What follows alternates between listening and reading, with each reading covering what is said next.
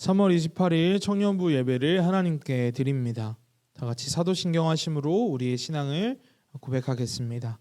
나는 전능하신 아버지 하나님 천지의 창조주를 믿습니다. 나는 그의 유일하신 아들 우리 주 예수 그리스도를 믿습니다. 그는 성령으로 잉태되어 동정녀 마리아에게서 나시고 본디오 빌라도에게 고난을 받아 십자가에 못 박혀 죽으시고 장사된 지 사흘 만에 죽은 자 가운데서 다시 살아나셨으며 하늘에 오르시어 전능하신 아버지 하나님 우편에 앉아 계시다가 거기로부터 살아있는 자와 죽은 자를 심판하러 오십니다. 나는 성령을 믿으며 거룩한 공교회와 성도의 교제와 죄를 용서받는 것과 몸의 부활과 영생을 믿습니다. 아멘. 함께 찬양하시겠습니다.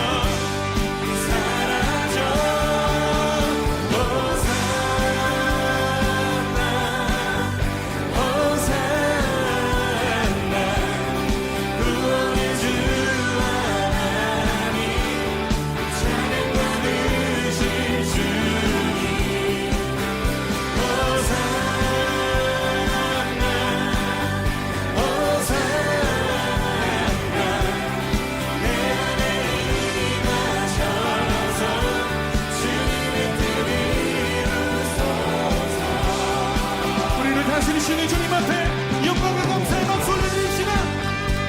할렐루야.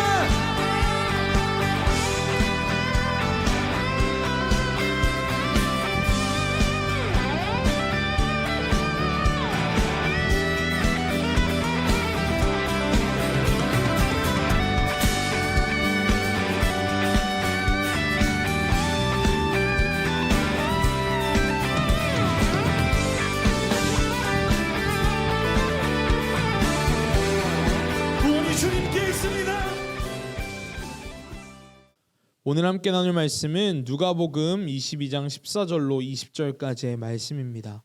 신약성경 누가복음 22장 14절로 20절까지의 말씀인데요. 성경을 찾을 시간이 필요한 청년들은 잠시 영상을 멈춰 주시면 좋을 것 같습니다. 누가복음 22장 14절입니다. 때가 이름에 예수께서 사도들과 함께 앉으사 이르시되 내가 고난을 받기 전에 너희와 함께 이 유월절 먹기를 원하고 원하였노라. 내가 너희에게 이르노니 이 유월절이 하나님의 나라에서 이루기까지 다시 먹지 아니하리라 하시고 이에 잔을 받으사 감사기도 하시고 이르시되 이것을 갖다가 너희끼리 나누라. 내가 너희에게 이르노니 내가 이제부터 하나님의 나라가 임할 때까지 포도나무에서 난 것을 다시 마시지 아니하리라 하시고 또 떡을 가져 감사기도 하시고 떼어 그들에게 주시며 이르시되 이것은 너희를 위하여 주는 내 몸이라. 너희가 이 일을 행하여 나를 기념하라 하시고 저녁 먹은 후에 잔도 그와 같이 하여 이르시되 이 잔은 내 피로 세우는 새 언약이니 곧 너희를 위하여 붓는 것이라. 아멘. 찬송가 50장 찬양하시면서 준비하신 예물 하나님께 드리겠습니다.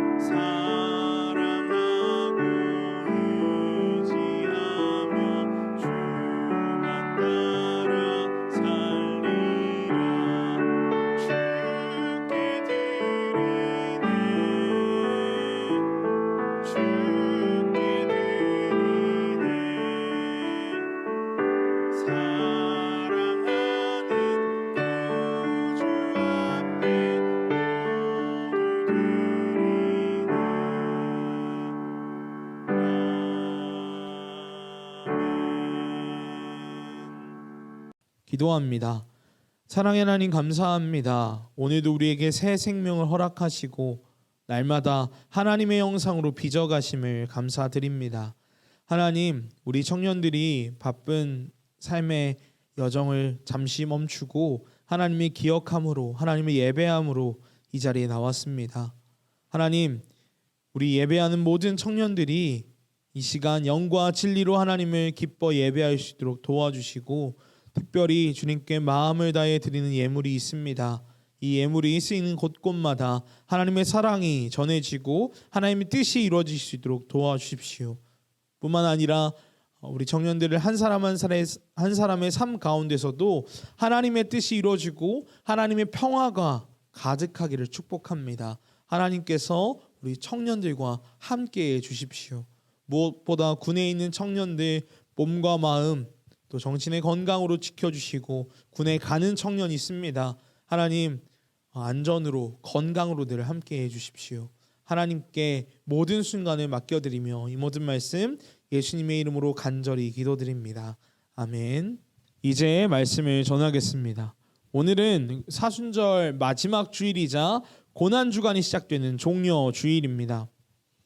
그래서 오늘은 종려주일에 대한 이야기를 먼저 하고 말씀을 전하려고 하는데요. 종려주일은 예수님이 십자가 지시기 전 마지막으로 예루살렘에 입성하신 그 모습을 기억하고 기념하는 주일입니다. 그때 사람들은 예수님이 오시는 길에 자신의 겉옷을 깔고 종려나무 가지를 흔들며 이렇게 외쳤습니다. 호산나, 우리를 좀 구원해 주십시오. 우리를 자유롭게 해 주십시오. 누구에게 외치는 것이죠? 하나님이 보내시는 분 다윗의 자손이여 라고 외쳤습니다. 이 모든 행동과 외침에는 이스라엘 사람들의 열망이 담겨져 있습니다. 우리가 잘 아는 다윗과 솔로몬 때만 하더라도 고대 근동 지방에서 꽤 잘 나가는 나라가 이스라엘이었습니다. 그런데 솔로몬이 죽고 나라가 둘로 쪼개진 후에는 점점점 쇠퇴하다가 다른 이방 민족들에게 포로로 끌려가기도 하고 결국은 멸망에 이르게 됩니다. 그래서 이스라엘 사람들은 자신들이 회개하고 하나님을 다시 잘 믿으면 하나님께서 이스라엘을 회복해 주실 거라고, 다윗이 다스렸던 그 찬란했던 역사를 회복시켜 주실 거라는 믿음을 가지고 있었습니다. 그런데 그게 어떤 방식으로 이루어지느냐? 아까 이 사람들이 외친 것처럼 하나님이 보내주시는 어떤 절대 군주, 다윗의 혈통에서 난 어떤 사람이 자기들을 자유롭고 다시 옛날 모습으로 구원시켜 준다고 믿었던 것이죠. 오늘 사람들이 길에 옷을 까는 이유도 이것은 왕이 행차할 때 보였던 모습인데요. 이러한 열망이 담겨져 있는 것이죠. 또 흔들었던 종려나무 가지는 혁명, 전쟁의 승리자, 개선 장군을 맞이할 때 보였던 퍼포먼스입니다. 한마디로 이들에게 오늘 예루살렘으로 오시는 예수님은 정치적, 군사적, 혁명군의 지도자였던 것이죠. 그러나 예수님은 초라하고 누추한 모습으로 멋있는 말이나 아니면 노새라고 불리는 튼튼한 당나귀가 아니라 아주 작고 어린 새끼 나귀를 타고 종종종 들어오십니다. 정치적, 군사적, 혁명군의 지도자답지 않은 모습이죠. 사람들의 기대와 전혀 다른 모습으로 오신 예수님. 이것은 예수님이 어떤 분인지 나타내는 은유입니다. 예수님은 전쟁으로 혹은 폭력과 힘으로 이 세상을 변화시키는 분이 아니라는 것이죠. 폭력은 결국 더 큰 폭력을 불러옵니다. 힘은 더 강한 힘에 굴복당하게 되어 있죠. 예수님은 힘과 폭력이 아니라 겸손함과 사랑 그리고 포용으로 우리를 하나님께 인도하시는 분이라고. 이 세상에 만연한 죄악을 하나님께 가지 못하고 하나님과 다른 길로 걷게 하는 이 모든 것들을 무너뜨리고 다시 하나님께로 우리를 되돌려 놓을 우리 마음과 우리 영혼과 우리 온 세계의 구원자임을 드러내고 있는 것입니다. 우리 그리스도인들은 이 역설적이고 모순적인 예수님의 등장을 기억하고 기념합니다. 바로 사순절마다. 예수님의 삶과 고난 그리고 죽음과 부활이 여기에 어떻게 녹아져 있는지 묵상하는 것이 바로 사순절 마지막 주일인 종려주일에 하는 일입니다. 그래서 사순절 마지막 주일인 오늘 어떤 말씀을 살펴보면 좋을까 하다가 예수님과 제자들의 마지막 식사를 살펴보면 어떨까 해서 오늘 본문을 가지고 왔습니다. 그래서 이 종려주일 사순절 마지막 주일이자 고난주간이 시작되는 오늘 우리는 예수님과 제자들의 마지막 식사를 한번 살펴보고자 합니다. 지금 보시는 그림을 처음 접하는 분은 아마 안 계실 것 같습니다. 패러디든 아니면 오마주든 어떤 형태로든지 간에 교회 다니지 않는 분이라도 이 그림 정도는 보신 적이 있겠죠. 레오나르도 다빈치의 최후의 만찬이라는 작품입니다. 작가는 의도적으로 식탁을 일자로 배열했고요. 예수님과 제자들, 등장인물들의 아주 역동적인 표정과 행동들을 살필 수 있도록 배려했습니다.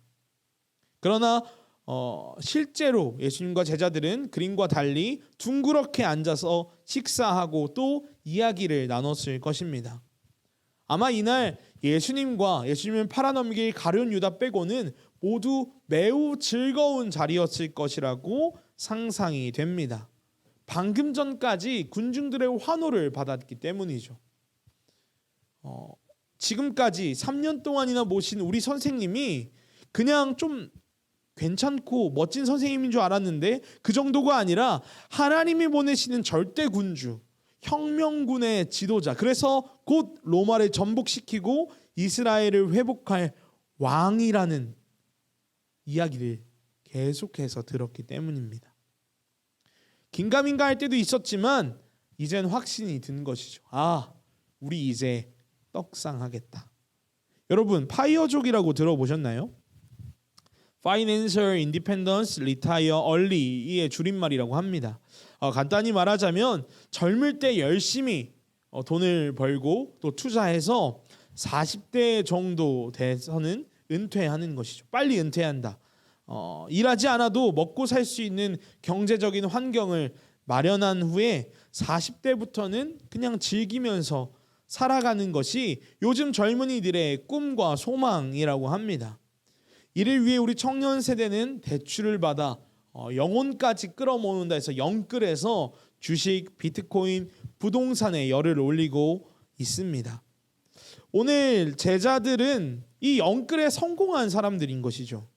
주식, 비트코인, 부동산 따위가 어떻게 비기겠습니까? 그 고대 세계의 왕이란 정말 차원이 다른 존재였기 때문이죠. 배와 금을, 전 재산과 직업을 버리고 쫓아왔더니 미쳤다는 소리 들으면서 예수님을 기어코 따라왔더니 이제 그분이 이 나라의 왕이 된다고 합니다. 얼마나 마음이 벅차고 기뻤을까요? 이렇게 신나는 기분 좋은 저녁 식사 자리를 한번 상상해 보셨으면 좋을 것 같아요.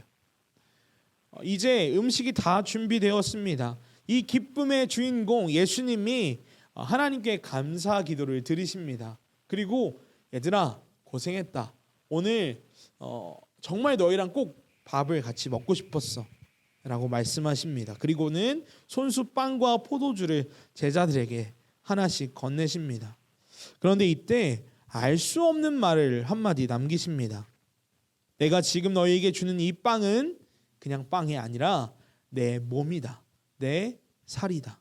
그리고 내가 지금 건네는 이 잔에 담긴 포도주는 그냥 음료가 아니라 나의 피다. 너희가 지금 먹는 것은 단순한 음식이 아니다 라고 말씀하십니다. 화면으로 만나는 여러분은 잘 모르시는 게 당연하죠. 잘 못 느끼시겠지만 제가 요즘 다이어트를 시작했습니다. 한 2주, 3주 정도 했는데요. 엄청나게 열심히 뭐 운동을 하거나 이러진 않고요. 먹는 것을 조금 조절하고 있습니다. 유튜브도 보고 주변에 이제 헬스를 아주 근손실을 무엇보다 두려워하는 친구들의 도움으로 이제 식단을 좀 조절하고 있는데요. 탄수화물, 단백질, 지방 이 필수 영양소 3개 중에 탄수화물 비율을 좀 낮추라고 하더라고요. 탄수화물 간단합니다. 뭐 밥, 빵, 면, 튀김 맛있는 것들이죠.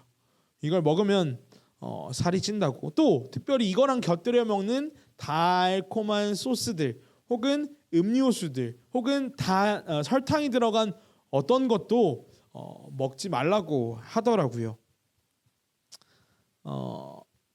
이게 탄수화물이 이 당류들이 어느 정도는 필요하지만 필요 이상으로 먹으면 지방으로 몸에 축적된다고 합니다. 오늘 예수님은 2000년 전이지만 이 탄단지의 비밀을 아셨던 걸까요? 음료수와 빵, 탄수화물을 먹지 말라고. 이건 곧 나의 몸이라고. 살이 찐다고. 이것은 곧 너희의 피와 살이 된다고 말씀하신 걸까요? 저는 이런 본문, 예수님이 뜬금없이 말씀하시는 본문들을 볼 때마다 이런 엉뚱한 생각을 가끔 합니다.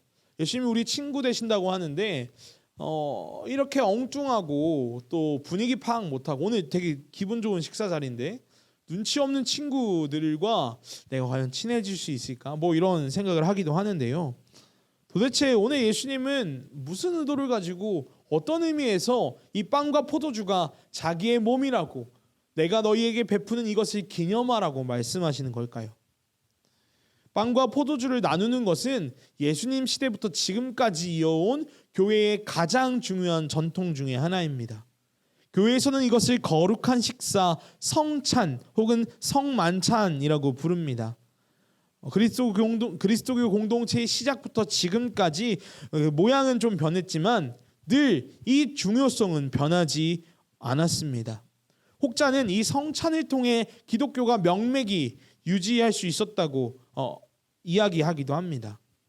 어느 정도로 중요하냐면요. 500년 전에는 이것 때문에 교파가 나뉘고 그러니까 종교가 나뉘고 전쟁까지도 했다고 합니다. 전통적인 기독교는 로마 카톨릭이었습니다. 이 로마 카톨릭 전통에서는 오늘 말씀을 문자 그대로 받아들였습니다.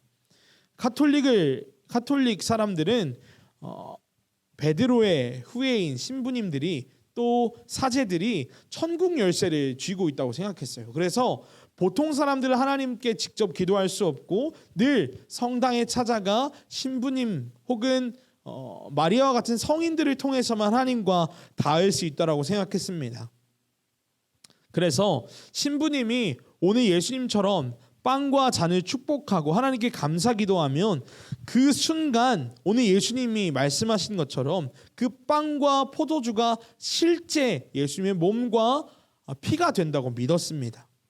그래서 기도하고 난 그 빵과 잔을 받아 먹는 사람은 누구나 예수님의 몸과 피를 받아 먹는 것이기 때문에 한마디로 하나가 된다고 믿었던 것이죠. 거룩해진다고 믿었습니다. 그래서 신부님이 기도를 마친 이 음식은 그냥 음식이 아니라 진짜 예수님의 몸과 피가 되는 것이었죠.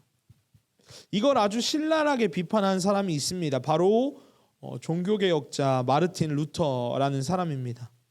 이 사람은 애초에 신부님을 통해 하나님께 나아가는 이 도식이 마음에 들지 않았습니다. 자기도 신부였지만 깨달음을 얻고 개개인이 하나님께 직접 기도할 수 있다고, 예배할 수 있다라고 이 사람은 주장했죠.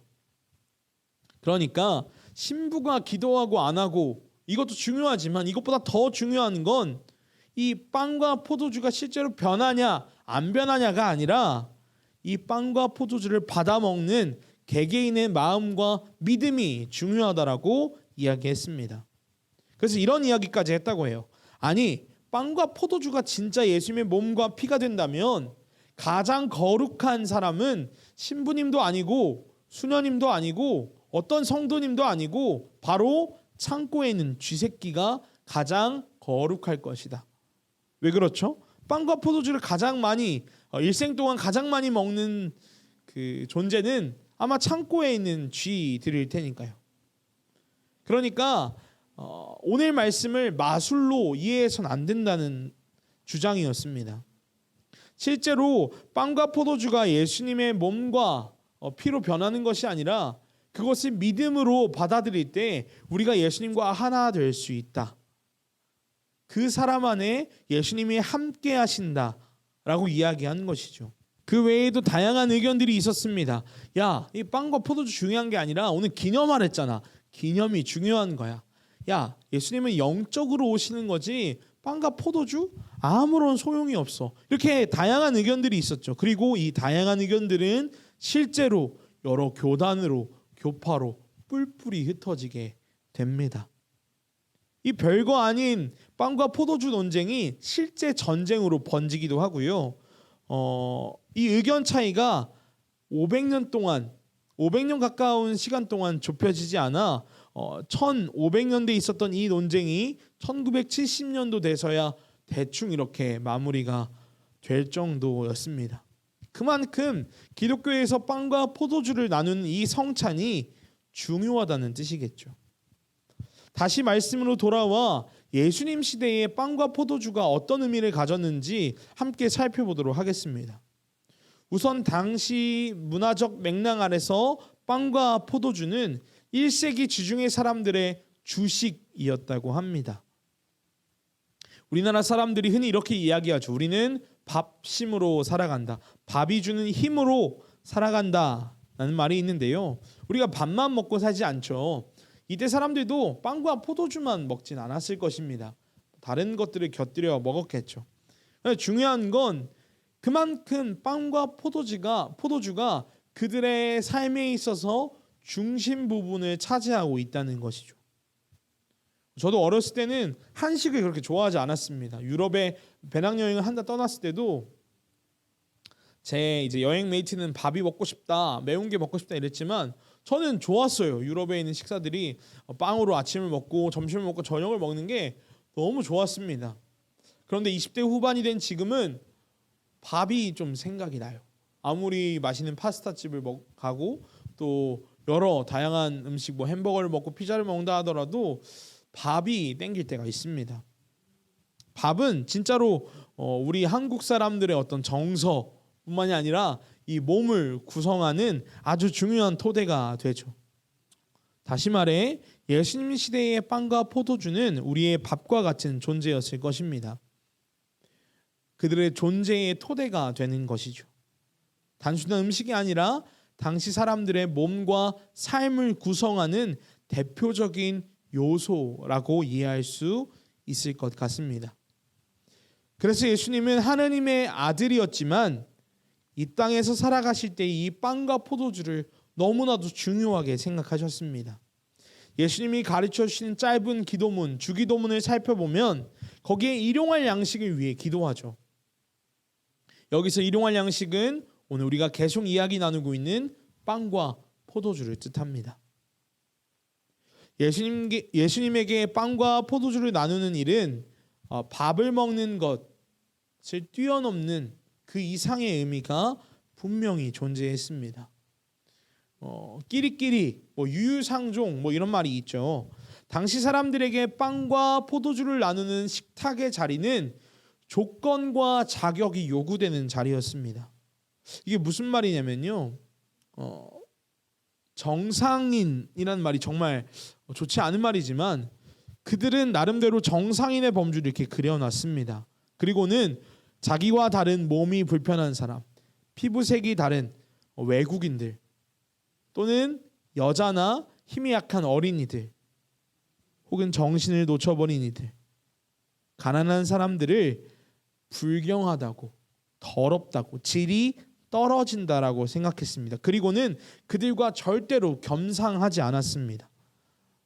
그러나 예수님의 식탁은 달랐습니다.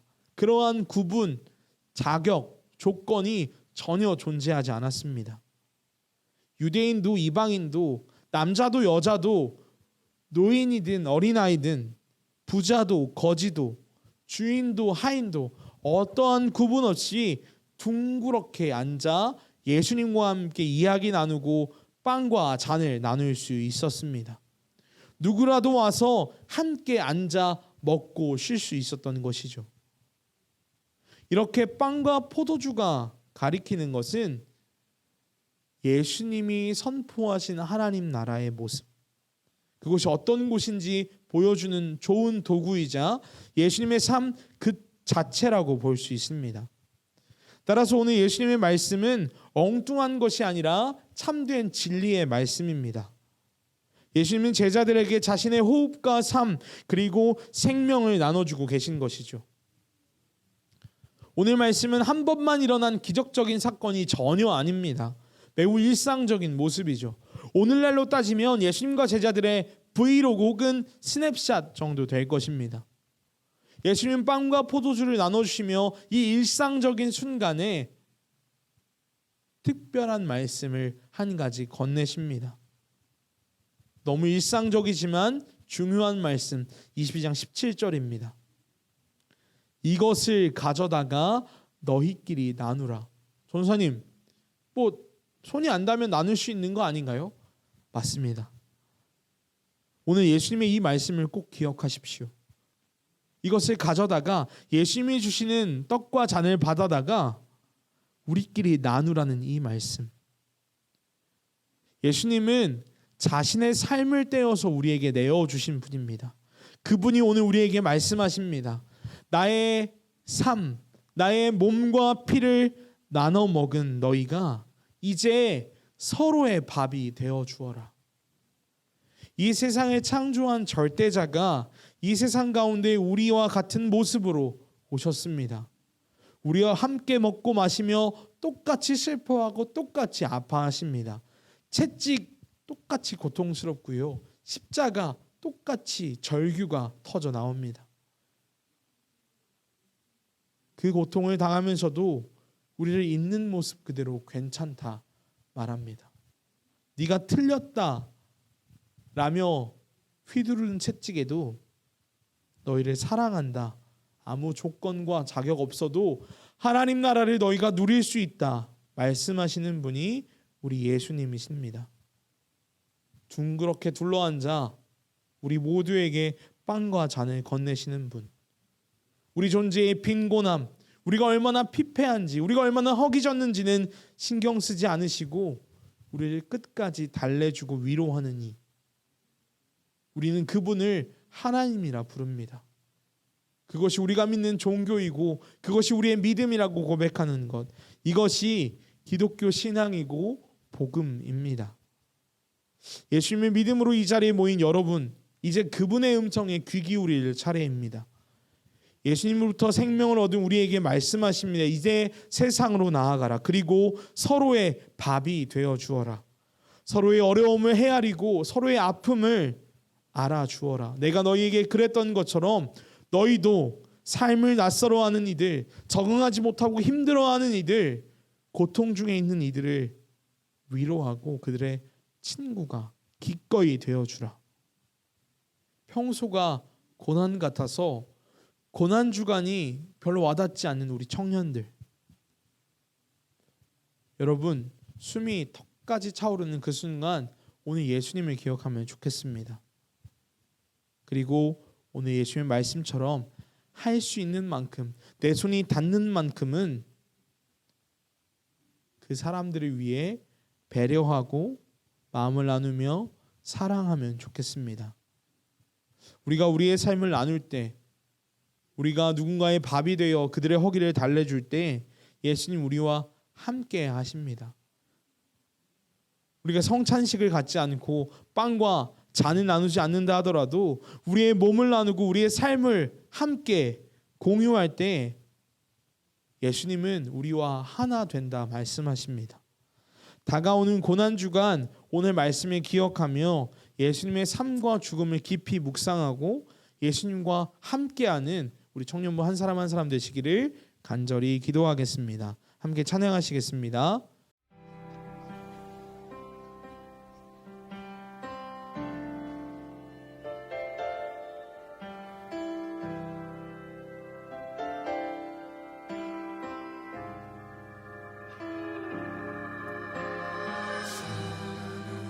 사랑하셔서 오시었네 말씀하신 대로 본이 되신 예수 얼마나 아프실까 갈보리 언덕 그 십자가 사랑하셔서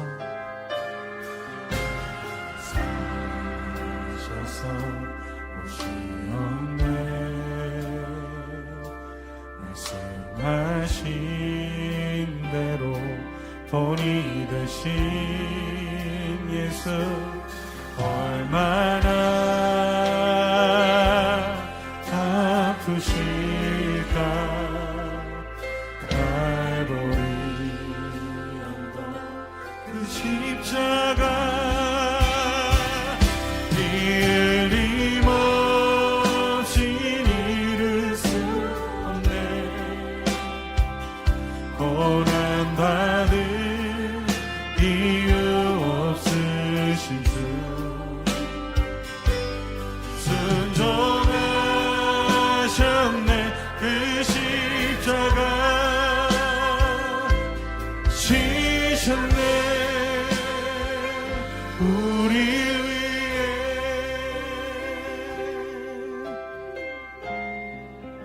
아버지의 뜻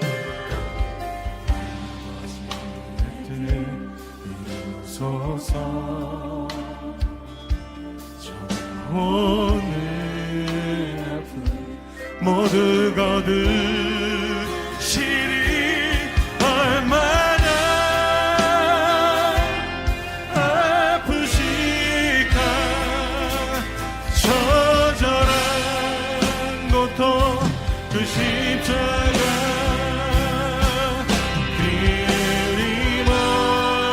끊임없이 이룰 수 없네 고난받은 우리의 죄 씻으시기 위해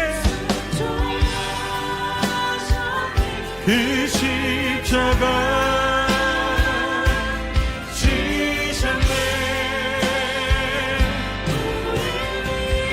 고통 위에 죽으신 주님 끊임없이 이룰 수 없네 고난받은 이유 없으신 주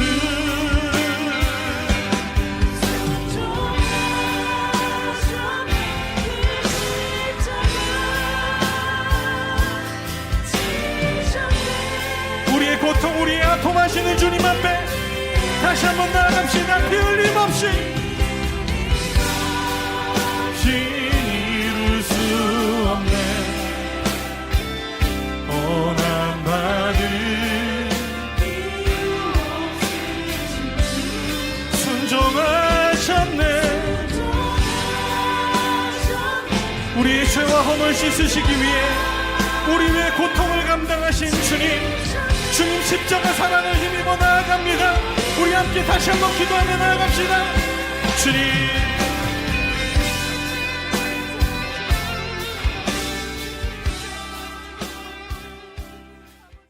주기도문으로 모든 예배를 마칩니다.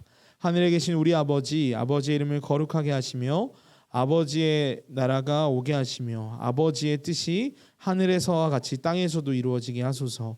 오늘 우리에게 일용할 양식을 주시고 우리가 우리에게 잘못한 사람을 용서하여 준 것 같이 우리 죄를 용서하여 주시고 우리를 시험에 빠지지 않게 하시고 악에서 구하소서. 나라와 권능과 영광이 영원히 아버지의 것입니다. 아멘.